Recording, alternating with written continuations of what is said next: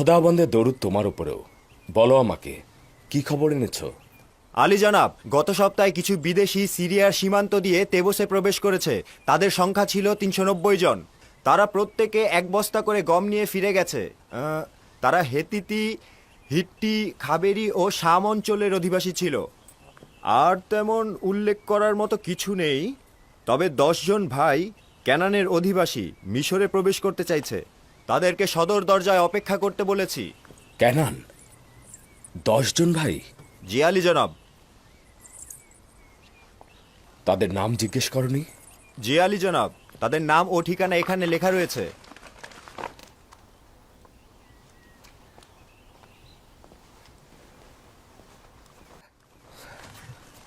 তারা কি বনি ইসরাইল? কি হলো খোদার নবী? খারাপ কিছু ঘটেছে?